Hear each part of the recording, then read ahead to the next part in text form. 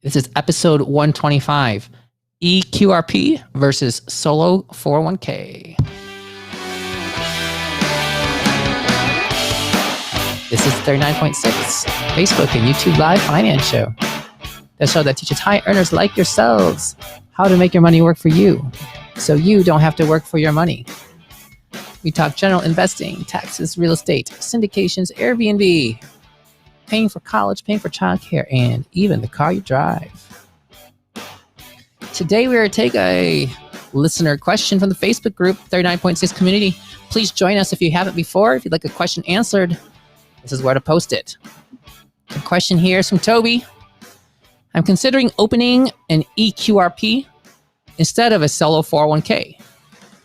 I would invest this in a syndication. Is it worth the $3,500 startup cost plus annual $400 fees over a solo 401k and investing in the market at almost no fees? Syndications are already tax favorable, so I am hung up on whether the high account fees are worth getting the tax benefit, assuming I would otherwise still do a 401k and invest in stocks plus some, but less post-tax syndications as well. Thank you for your input. Okay, so there's a number of things covered in this question. First of all, let's rewind, and episode 106 is the talk I gave about self-directed IRAs and UBIT tax and UDFI. Please go back there for more information about self-directed investment accounts. One of the biggest disadvantages of a self-directed IRA is the UBIT, UDFI, the extra tax you pay if you're buying a leveraged asset like a real estate syndication. If you buy it with a loan, you're buying with leverage, and there's that extra tax you have to pay. You can bypass that extra tax, that unrelated business income tax, the UBIT, by using a self-directed 401k instead, okay? And because IRAs and 401ks are not the same, they have different rules, and there is no UBIT tax associated with 401ks, okay? In addition, 401ks have bigger limits, $57,000 a year for the 401k as opposed to $6,000 a year in an IRA. So 401ks can get way, way, way bigger. Now, unfortunately, with a 401k, you need to have a business and earned income. You basically have to have like self-employment income if you want to make a solo 401k, which is really just kind of the term solo 401k is, I don't think it's actually technically an IRS term. I think the term is individual 401k or one participant 401k. I think the IRS has a number of different names, and I think solo 401ks is kind of a kind of like a slang term that might have even been trademarked by a company, but people use it all the time, myself included. Okay, now 401ks have those bigger limits. They avoid the UBIT tax, and so if you're trying to invest a lot of money into real estate, a lot of people look toward this because sometimes they have a lot more capital, especially if they're a self-employed physician. Like if they're a 1099 contractor, for example, emergency medicine, anesthesia, radiologist who works on 1099, independent contractor, you could have most of your retirement money in self-directed accounts, in a 401k account, which could be a self-directed 401k, a self-directed individual 401k if you'd like to. Now, the question is, should I do an eQRP instead of a solo 401k? And this is what's, a lot of people have a lot of confusion about this. Accounts are accounts and names are names. And it's like people often say, I want to open up a backdoor Roth. Like there's no such thing as a backdoor Roth account, but people use this terminology all the time. You can have an IRA, and that IRA could be of two different flavors, the traditional flavor or the Roth flavor. A backdoor Roth is not an account. It is a process of putting money into the Roth IRA by way of a traditional IRA. It is not an account. An eQRP is a trademarked account that they've done a lot of marketing in. And so people use this account all the time, this term, and they think of it as a different account. But the IRS does not recognize this term eQRP. And if you notice, it always has like a little like trademark thing next to it. Or maybe an R. I'm not sure. I might have a bag now. I have something that says it from some conference. But if it's a retirement type of account, it has to be something that the IRS recognizes as something that's within their parameters. The term QRP stands for Qualified Retirement Program.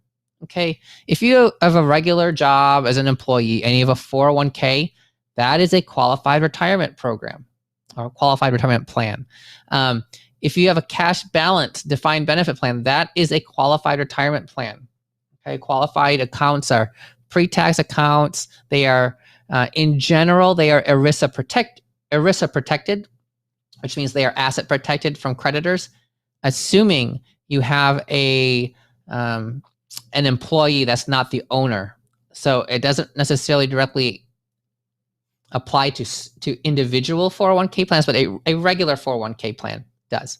And you can make an individual 401k plan have more asset protection with different ways of structuring things. But an individual 401k is an account, the same way an IRA is an account. An eQRP is like a trademarked thing. It's basically just a bunch of papers, some legal documents, and those legal documents are setting you up with a retirement account that happens to be a qualified retirement plan, which is effectively the same thing as an individual 401k if it's a solo member eQRP. Okay, so eQRP is just the trademark name of this account that's done by a company. I think it's called Total Control Financial. Now, I am not an expert in this stuff, and I'm sure I probably said something wrong, so don't take everything I've said as absolute truth. But what I'm getting at is an eQRP is just the name of something, and underneath that name, it is just an account, a self-directed account that is basically an individual 401k, or a solo 401k. Now, if you go to a different vendor and opened up a self-directed individual 401k, you can do that. And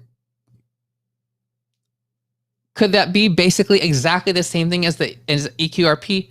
Sure. The eQRP is basically an individual 401k, but then they set it up with some other things. I think they set it up with an LLC attached to it. I think it owns an LLC, or the LLC. No, I think it owns an LLC, and then that LLC, I think they register in maybe Wyoming, something like that, where there's anonymity and maybe there's more asset protection for individual accounts. And then you are able to use that LLC to do business of investments. Okay, you can set that entire thing up with an individual 401k. They can't like trademark a process for legality purposes or tax purposes. I mean, to the best of my knowledge, you can't like trademark these things or copyright them so that nobody else can do that. That would be like, I'm going to trademark an IRA and nobody else is going to be able to make an IRA. No, IRA is something that the government allows you to do. They write into the tax code. Okay. So if your question is, should I invest in an eQRP or a solo 401k? They are basically the same thing. I mean, eQRP is basically a type of a solo 401k. Okay. Now, how much does it cost? $3,500, it says, to start up, and $400 annually. First, I read this and I was like, wow, that's super expensive. But I was thinking that was like $3,500 a year. If it's only a one-time cost of $3,500 and then only $400 per year forever, no matter the size, then that can be super cheap. Often a self-directed account, they'll charge you an annual fee based on the size of the account. So if like you had like $10 million in here and you're only paying $400 a year to maintain that, that's crazy cheap. But the $3,500 startup cost is expensive, especially if you're not putting much money in it. If you're only putting in, let's say you're starting your job as a 1099 as a side gig, and you just want to throw some money in here, and you're putting in 20% of your 1099 income and you're doing moonlighting, you make 100K. Oh, you're like, oh, I'm going to throw $20,000 into this. Okay. So you got 20,000 in there, but then you're paying $3,500 to open up the account. That's super expensive, right? That's almost 20% of that. But if, let's say, you're putting in 57,000, this is your only job, and you're putting 57,000 into it.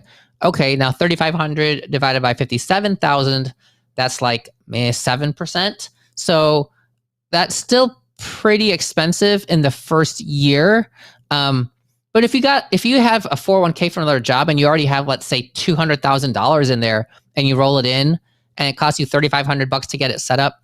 Well, on $200,000, it's just 1.75%, which is still, on a percentage basis, if that was an expense ratio of an investment, that's pretty expensive. But it's a one-time cost, right? And you can spread that out over the time, like kind of amortize that cost. So it might not be a lot over time, especially if you have a good balance. But if you're only putting in like 20, 30,000, that sounds super expensive to do that.